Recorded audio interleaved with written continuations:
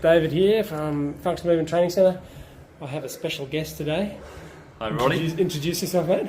Hi, my name's Ashley Wayman-Jones. I live here in Queenstown, New Zealand. Fantastic. Just met David today. Awesome. And I'm just going to show you, we are at CrossFit Remarkables, and that is why they call it the CrossFit Remarkables. Tell us about that. Is that the Remarkables mountain range? We're right at the foot of the Remarkables mountain range. Oh, yeah, it's just what a absolutely backdrop. stunning. What a backdrop. Now,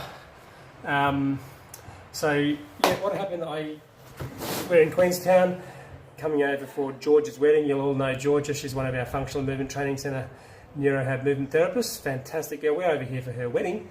And after doing all the crazy adventurous stuff like jumping off cliffs and jet boating, I decided to pop in a functional movement session of my own at the Remarkables. And who did I stumble across? Ashley. Now, apparently Ashley is one of my old patients.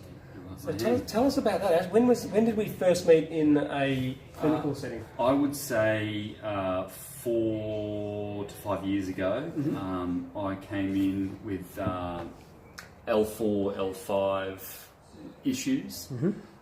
Nothing major though. It was sort of I'm forgetting the words, but there was a bit of an angry disc in there. Yep. But that in no way reflected the amount of pain that I was in. You're in a heck of a lot of pain. Hell of a lot of pain. People don't normally go to see a surgeon, waste however much it would cost, $150 or something like that, Yep. to go and see a surgeon without thinking there's something pretty significant going on. I totally did. Yeah. What did you do about those symptoms before you came to see me?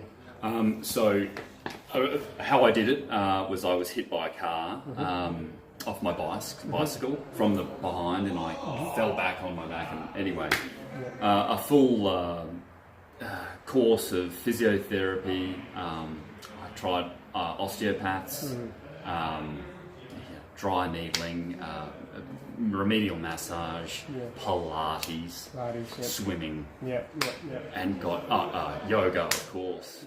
And I'm quite determined with things. Like I wanted to get better, because I used to be quite a physical person. And what was the time difference between your accident and coming to see me? Probably did you plug away for a year? I plugged away for a year and struggled. Yeah. And then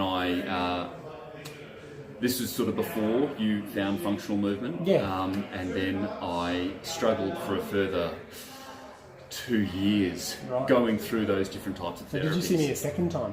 Was there No. a second visit? Okay. No, unfortunately not. It's due to your generosity putting a lot of information online. Okay.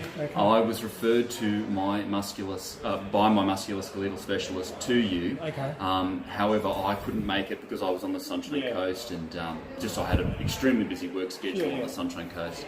And I watched all of your lectures. So did the doctor, I think his name is Dr. Scott Masters? Dr. Scott Masters. You went and saw him because the pain was persisting. And not, but also there was those therapies I was trying, but he also tried glucose blocks. Yeah, so this is what we sort of call prolotherapy. Yep, CT guided cortisone, very potent anti-inflammatories, which had zero effect. Yeah. And so you're at wit's end here. You let him Lyrica. Strong drugs, like mind-altering drugs. Yeah, turned me into an absolute. To try to get rid of Ashley's pain symptoms, and that's really what those therapies are. They're eliminating pain symptoms. They're not they're not even very effective at eliminating those symptoms. But that's as good as they can do. They don't actually eliminate the cause of the symptoms. Definitely. That's the huge. I felt like the whole process was like a system of elimination. Like he didn't quite know. But you just try this, no result. Try this, no. I was like a test dummy. Oh my God, That is such a classic story of a back pain sufferer. And all the while you're thinking, what the heck is wrong? Like, why am I? No one so it would have been a couple of years at least. No one's actually telling you what the disease is that causes you symptoms. No. And no other field of medicine would that be acceptable. So if you came to see a doctor with terrible persisting headaches, you want to know why. You want to attach a label to those symptoms. It might be a brain tumour, it might be migraine, it might be meningitis. So you've got a disease that you then go and treat. But with back pain, you just wander through life saying, I've got back pain. I don't know why. Or there'll be misconceptions like, oh, you've got a bulging disc. But why do I get the bulging disc? There's still a disease that causes the bulging disc. And then finally, actually, so you sort of fixed yourself up in a way, but with a little bit of guidance. What did you do to eliminate the disease that caused your symptoms? Or what did you do to control the disease that caused your symptoms? In a few words, I started moving with functional patterns. And slowly but surely, the pain went away.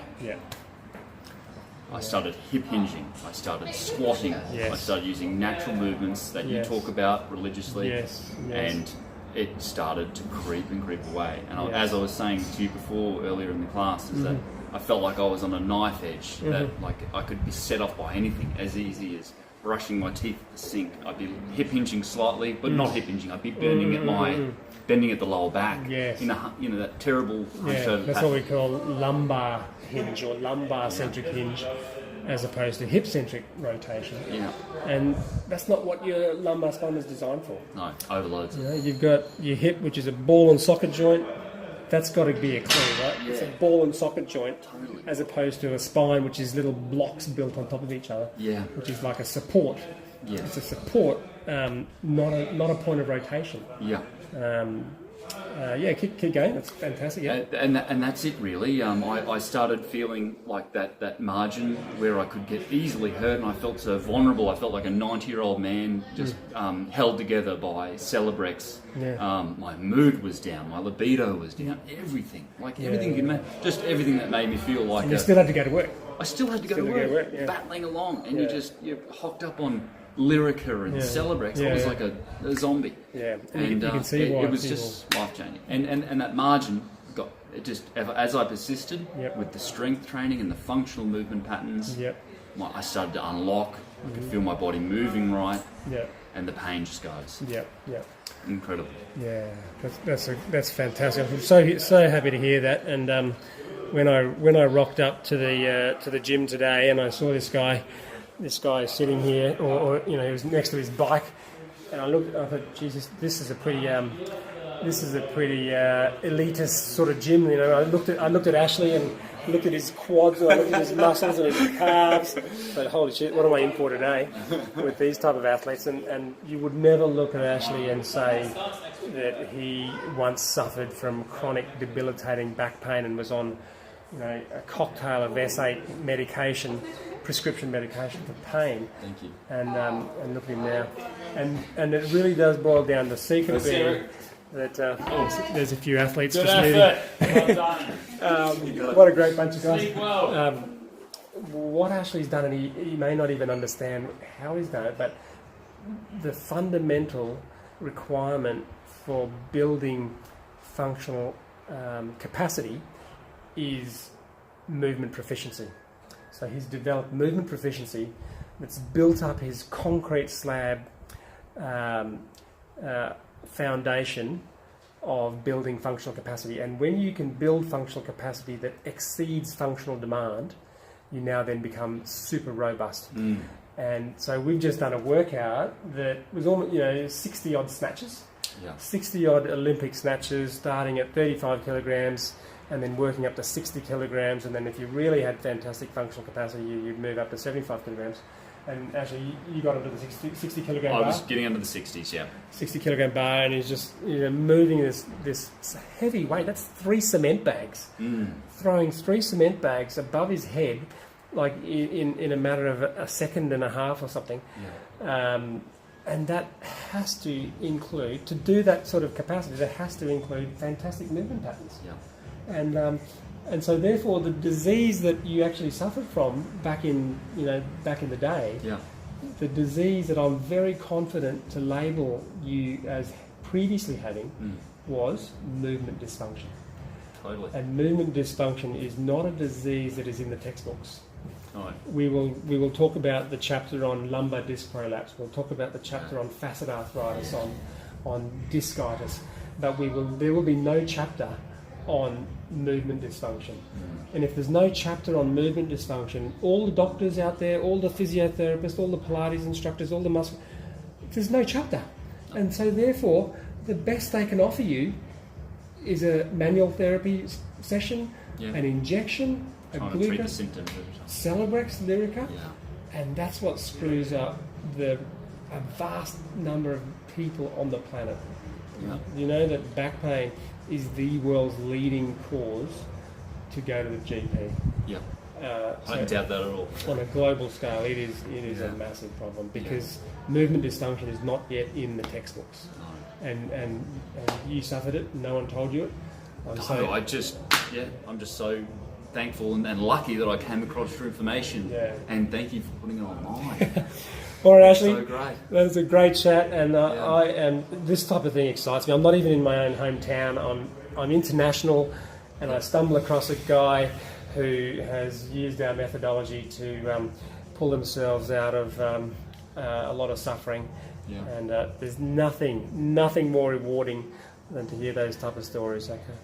So hope that helps other viewers and listeners, and don't lose hope. You can get over your chronic back pain symptoms. Ashley is a fantastic 100%. example of that. It takes effort and discipline, but stick with David's program and you'll get there. There's a great plug. Thanks, Ashley. Good man. Thank you, David.